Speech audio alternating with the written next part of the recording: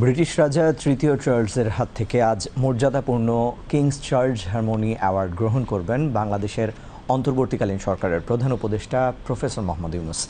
আজ বাকিংহাম প্রাসাদে এই সম্মাননা প্রদান অনুষ্ঠানের আয়োজন করা হয়েছে। সমাজে শান্তি, সম্প্রীতি এবং টেকসই উন্নয়নে অসামান্য অবদান রাখায় প্রফেসর ইউনূসকে এই সম্মাননা প্রদান করা হবে। জাতিসংঘের সাবেক মহাসচিব বান কি মুনের পর প্রধান উপদেষ্টা প্রফেসর মোহাম্মদ ইউনূস এই সম্মাননা পাচ্ছেন। ব্রিটিশ রাজা তৃতীয় চার্লসের সঙ্গে একান্ত বৈঠক করেছেন প্রধান উপদেষ্টা প্রফেসর মোহাম্মদ ইউনূস। আজ লন্ডনের বাকিংহাম প্যালেসে এই বৈঠক অনুষ্ঠিত হয়। ৩০ মিনিটের এই বৈঠকে অন্তর্বর্তী সরকারের সংস্কারের উদ্যোগ, গণতান্ত্রিক উত্তরণ সহ বিভিন্ন বিষয় নিয়ে আলোচনা করা হয়।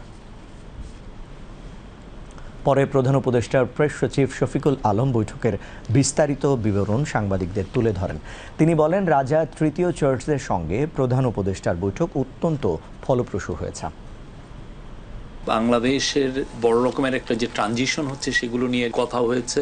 আমাদের চিফ অ্যাডভাইজার কিং চার্লসকে জানিয়েছেন যে এই ইন্টারিম গভর্নমেন্ট কি রিফর্ম ইনিশিয়েটিভ নিয়েছে সেটা নিয়ে কথা হয়েছে। এটা 30 মিনিটসের মিটিং ছিল এবং খুবই সৌহার্দ্যপূর্ণ একটা মিটিং। এই পুরো ট্যুরের এটা ছিল সবচেয়ে, আমরা বলবো যে সবচেয়ে ইম্পর্টেন্ট ইভেন্ট। 1-to-1 মিটিং এর পরেই আর একটা অভূতপূর্ব ঘটনা হয়েছে যে কিং চার্লস এবং তার কুইন ক্যামিলা তাদের স্বাক্ষরিত এবং তাদের ছবি সম্বলিত একটা গিফট ওনাকে দিয়েছেন। সেটা ওনার জন্য খুবই সম্মানের ছিল।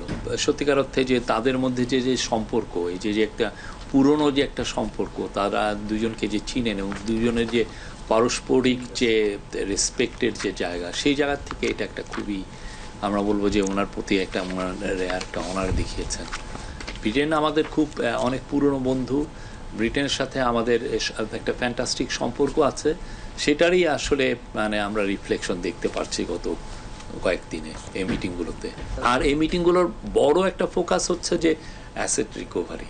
তো ইউকের যারা এগুলো নিয়ে কাজ করে তারা আমাদের সাথে যত ভালো রকমের কোঅপারেশন করছেন। আমরাও আমাদের কেসগুলো তাদের কাছে প্রেজেন্ট করছি। এটা বাংলাদেশের মানুষের টাকা। বাংলাদেশের মানুষকে কিভাবে গরিব বানিয়ে কিছু কিছু লোক কত বড় বড় জায়গায় কি সুবিশাল প্রাসাদ কিনেছেন।